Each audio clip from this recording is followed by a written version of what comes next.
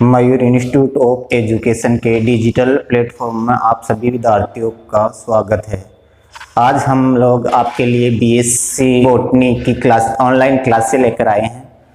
इससे पहले आप लोगों को क्लास स्टार्ट करने से पहले हम आप लोगों को बता दें कि बॉटनी में कितने पेपर होते हैं। तो बीएससी फर्स्ट ईयर बॉटनी में 3 पेपर होते हैं, जिसमें पहला पेपर होता है cell biology, genetics and plant breeding. दूसरा पेपर होता है, इसमें सेकंड पेपर है माइक्रोबायोलॉजी, माइकोलॉजी और प्लांट पैथोलॉजी। और थर्ड पेपर है एल्गी, लाइकेंस और ब्राइफाइटा। जैसा कि आपको पता है कि आप सभी जो सीनियर पास करके आए हैं बायोलॉजी से, तो बायोलॉजी की 2 शाखाएं होती है, जूलॉजी और बॉटनी। तो बॉटनी की जो क्लासें हैं उनमें कुछ ही चीजें आप लोग पहले से पढ़े हुए हैं। जैसे हम फर्स्ट पेपर की बात कर रहे हैं, सेल बायोलॉजी में हम सेल्स के बारे में पढ़ते हैं कि सेल्स क्या होती है और सेल्स में कौन कौन से ऑर्गन्स पाए जाते हैं। इसी प्रकार दूसरा इसी में जेनेटिक्स है, जेनेटिक्स जिसको हम लोग बोलते हैं आनुवंशिकी। तो सभी को आपको भी पता है कि आनुवंशिकी किसे कहा जाता है, हेरेडिटी किसे कहते हैं, और इस आनुवंशिकता के नियम कौन कौन से हैं और आनुवंशिकता के अपवाद कौन कौन से हैं। इसी प्रकार हम लोग इसी पेपर में पढ़ेंगे प्लांट ब्रीडिंग, पादप प्रजनन, प्लांट ब्रीडिंग पढ़ा जाएगा। तो इसी प्रकार अब इस जो पेपर है आपके, इन पेपरों को, तीनों पेपरों को अलग अलग मार्क्स इसके डिवाइड किए गए हैं। फर्स्ट पेपर है आपके 33 नंबर का, दूसरा भी आपके हैं 33 नंबर का और लास्ट पेपर है वो 34 नंबर का है। हम लोग फर्स्ट पेपर है उसमें फर्स्ट पेपर को 4 यूनिटों में डिवाइड किया गया है।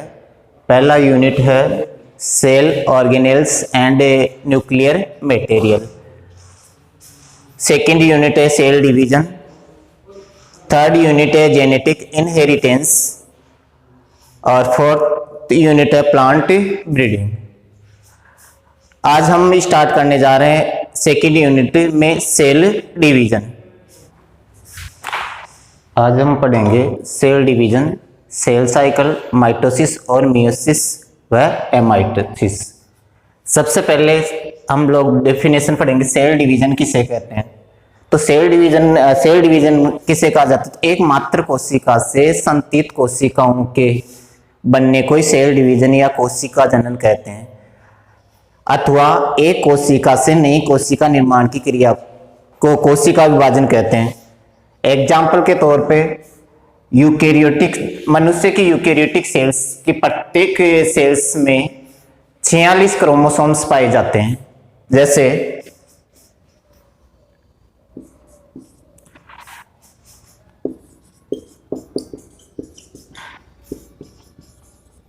जैसे मदर सेल्स है, मदर सेल्स में डिवीजन से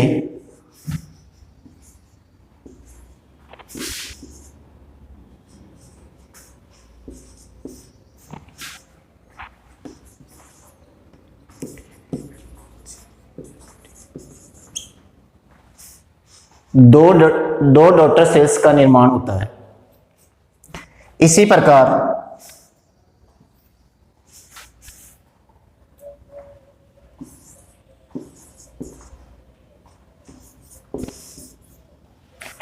डॉटर सेल्स में 23 क्रोमोसोम्स भी पाए जाते हैं। यदि सेल्स में प्रत्येक सेल्स में क्रोमोसोम्स की संख्या 46 होती है, तो ऐसी सेल्स को सोमेटिक सेल्स कहते हैं। इसी प्रकार दूसरे प्रकार के विभाजन में जब क्रोमोसोम्स की संख्या 23 रहती है, तो इस प्रकार के विभाजन को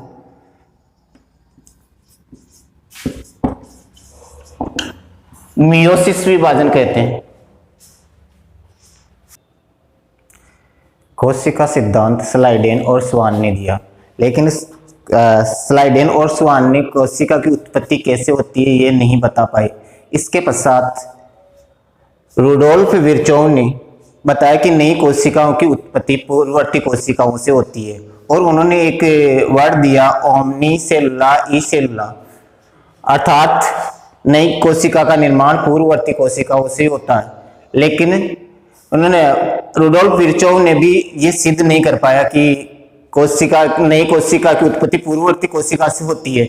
इसलिए स्ट्रासबर्गर ने इस प्रक्रिया को समझाने का प्रयास किया। स्ट्रासबर्गर ने पादप कोशिका में विभाजन का अध्ययन किया। जंतुओं में डब्ल्यू फ्लेमिंग ने विभाजन की प्रक्रिया को अध्ययन किया। आरबीसी, कुछ कोशिका ऐसी होती है जिनमें विभाजन की क्षमता नहीं पाई जाती, जैसे आरबीसी है, कंकाली तंत्र तंत्रिका कोशिका में विभाजन नहीं होता। सतत विभाजनशील जैसे मेरुरज्जु, जनन ऊतक और पादप विभजक कोशिकाएं हैं, उनमें सतत विभाजन होता रहता है। कोशिका चक्र या सेल साइकिल। तो कोशिका चक्र, कोशिका के संपूर्ण जीवन काल को कोशिका चक्र कहते हैं। सामान्यतः हम ये कह सकते हैं कोशिका से बनने से लेकर कोशिका के विभाजन की अवस्था को कोशिका चक्र कहा जाता है। कोशिका चक्र है उस क्रिया के दौरान, कोशिका चक्र का जो सर्वप्रथम जो एक्सप्लेन या वर्णन किया गया था वो सामान्यतः हॉवार्ड और पेल के द्वारा यूकेरियोटिक सेल्स में किया। इस विभाजन, इस साइकिल्स के दौरान कोशिका वृद्धि, जीनोम द्विगुणन, केंद्र विभाजन और कोशिका द्रव्य विभाजन आदि प्रक्रियाएं होती है। काई कोशिका में कोशिका चक्र को दो भागों में डिवाइड किया गया है, एक तो इंटरफेज और दूसरा है एमफेज।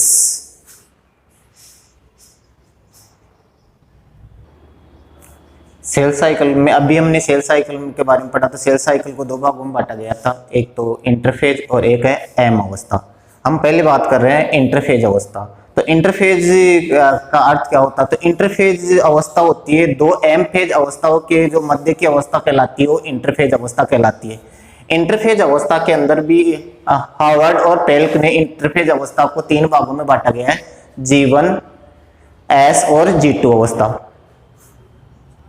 G1, S व G2। इस अवस्था के पश्चात एम प्रावस्था आती है।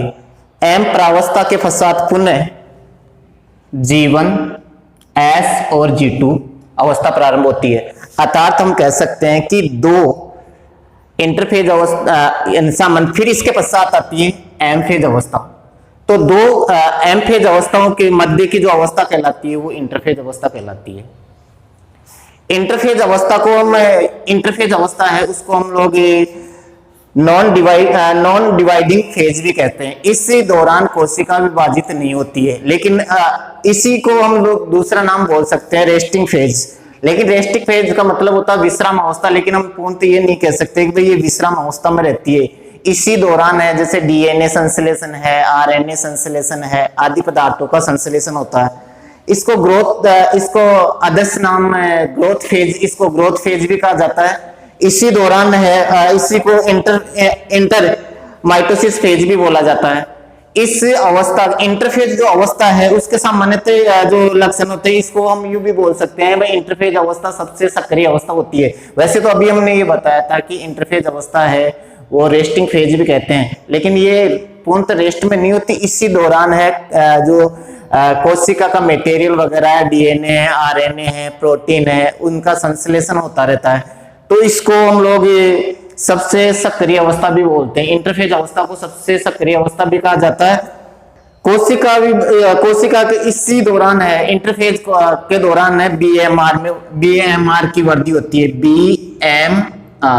बीएमआर तो बी का मतलब होता है बेसल का मतलब वो आधारीय, एम का मतलब होता है मेटाबॉलिज्म का मतलब होता है उपापचय, और आर का मतलब होता है रेट, आर का मतलब है रेट दर। अर्थात इस दौरान है आधारी उपापचय दर में वृद्धि होती है। इसे आराम की अवस्था भी कहते हैं। और कोशिका विभाजन के लिए तैयार होती है। इंटरफेज अवस्था के जो सामान्य लक्षण होते हैं, तो इस अवस्था के दौरान पदार्थों के संश्लेषण होने या इस अवस्था के दौरान पदार्थों का संश्लेषण होता है, कोशिका द्रव्य और कोशिका पदार्थों में वृद्धि होती है, और तारकाय है वो विभाजित होकर पुत्री तारकाय पुत्रता इकाई में विभाजित होता है। इसी दौरान एटीपी का संश्लेषण होता है। इस इंटरफेज अवस्था को या सेल साइकिल को समझने के लिए आप लोग इस आरेख को देखें तो आरेख को जो डिवाइड किया गया है इंटरफेज अवस्था है, तो इंटरफेज अवस्था को 3 अवस्थाओं में बांटा गया है, G1, S और G2 अवस्था। तो यहां तक कि जो 95% जो समय होता है, 95% जो टाइम होता है कोशिका इंटरफेज अवस्था में बिताती है। इसके पश्चात है एम फेज अवस्था प्रारंभ होती है। एम फेज प्रावस्था, एम फेज और ये इंटरफेज। इससे पहले भी मैंने आप लोगों को बताया था कि इंटरफेज अवस्था को है हॉवार्ड और पेल्क ने है वो 3 भागों में 3 प्रावस्थाओं में डिवाइड किया गया है। पहली प्रावस्था है G1, दूसरी है S और तीसरी प्रावस्था है G2 प्रावस्था। सबसे पहले देखिएगा यहाँ पे G प्रावस्था होती है। G प्रावस्था ये जैसे इसको आरेख को देखने से पता चलता है कि ये अवस्था, इस अवस्था के दौरान समय अधिक लगता है, अर्थात इसको G1 अवस्था को हम फर्स्ट ग्रोथ प्रावस्था या इसको बोलते हैं गैप फेज। G1 प्रावस्था को गैप फेज भी कहते हैं। इस प्रावस्था के दौरान है ATP nucleotide, amino acid, RNA और प्रोटीन का संश्लेषण होता है। एटीपी का पूरा नाम है एडिनोसिन ट्राइफॉस्फेट। ये एनर्जी का कार्य करती है। इसके पश्चात है एस फेज। जैसा कि नाम है एस फेज, एस का मतलब होता है सिंथेसिस और सिंथेसिस का मतलब होता है संश्लेषण। इस दौरान डीएनए का डुप्लीकेशन होता है। डीएनए डुप्लीकेशन तो कई बार आपके एग्जाम्स में पूछा जाता है कि इंटरफेज की कौन सी अवस्था के अंदर डीएनए डुप्लीकेशन होता है, तो डीएनए डुप्लीकेशन होता है एस फेज में। इसी दौरान है हिस्टोन प्रोटीन है उसका संश्लेषण होता है। तो कई बार हमें यह भी पूछा जाता है कि यूकेरियोटिक कोशिकाओं के अंदर गुण जो क्रोमोसोम्स बने होते हैं वो किस किस के बने होते हैं, तो इस कार्य को देखने के पश्चात ये भी पता चल जाता है कि सामान्यतः हिस्टोन प्रोटीन और डीएनए के द्वारा एक क्रोमोसोम्स का निर्माण होता है। इसके पश्चात आती है जी फेज। इसको बोला जाता है G2 फेज है, तो G2 फेज को हम बोलते हैं सेकंड फेज भी बोला जाता है, सेकंड फेज बोलते हैं। इस प्रावस्था के दौरान भी आरएनए और प्रोटीन का संश्लेषण होता है। इसी दौरान है जैसे माइक्रोमोलिक्यूल्स है उनमें भी वृद्धि होती है। इसके पश्चात आता है एम फेज जो यहां से प्रोफेज से प्रारंभ होती है, प्रोफेज से प्रारंभ होकर साइटोकाइनेसिस तक चलती है। इसमें जो ये इसकी जो परसेंट होती है, जो टाइम परसेंट होता है वो 5%। एम फेज प्रावस्था को है मुख्यतः एम फेज प्रावस्था को 4 भागों में बांटा गया है, प्रोफेज, मेटाफेज, एनाफेज और टीलोफेज। इसके पश्चात है साइटोकाइनेसिस।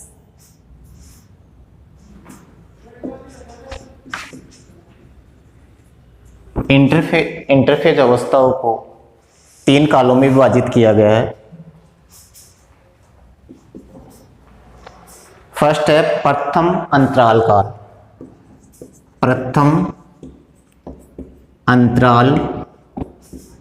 काल,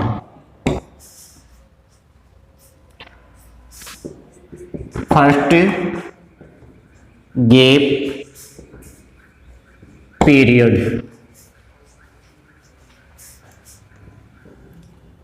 और G1 फेज।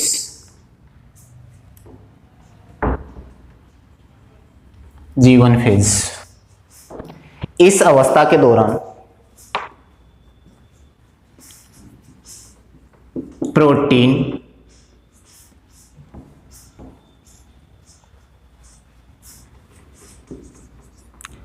एंड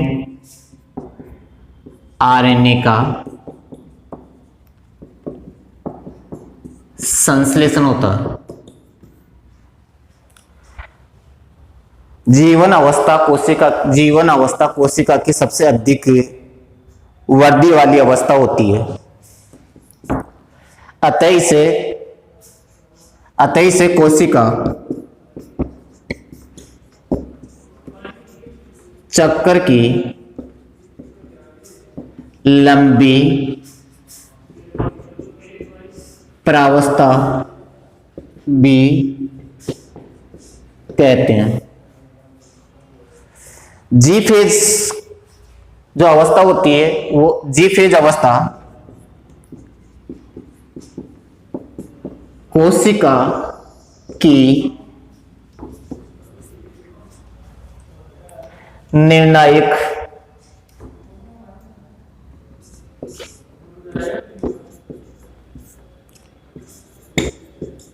अवस्था भी कहलाती है।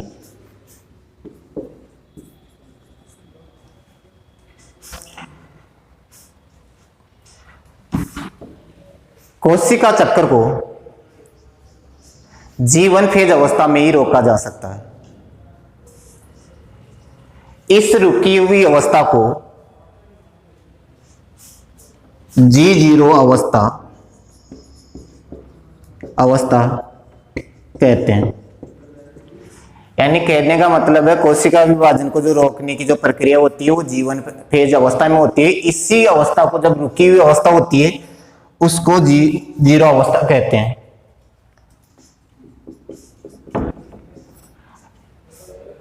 जी अवस्था जैसे जी अवस्था है वो सामान्यतः कुछ अवस्थाओं में नहीं पाई जाती। जैसे सामान्यतः कुछ जीवों में अमीबा में है, यीस्ट में है, स्लाइम मोड में है। जी0 अवस्था अनुपस्थित होती है। इसके पश्चात है एस फेज।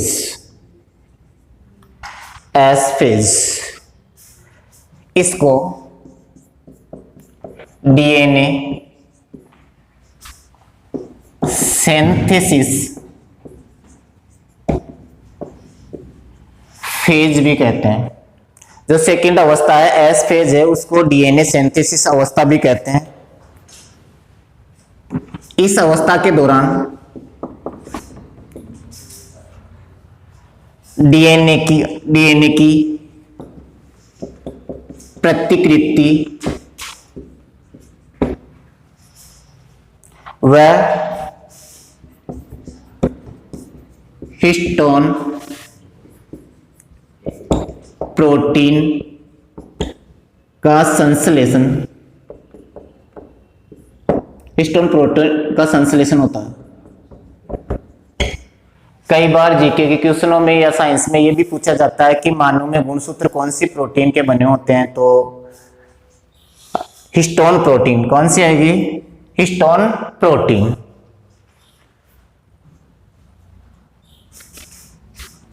थर्ड है G2 फेज।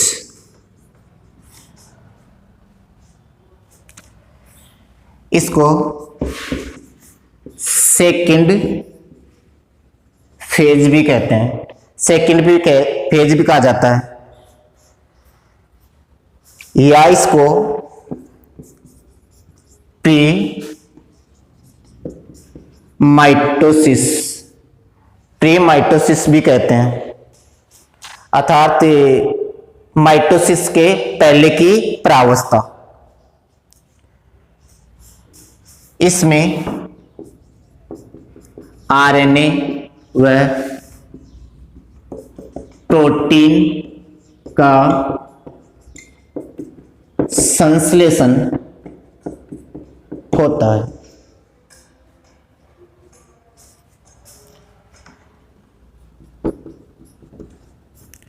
G1 फेज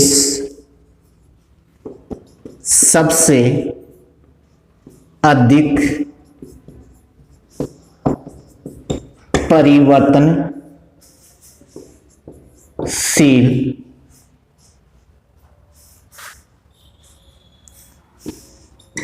अवस्था होती है।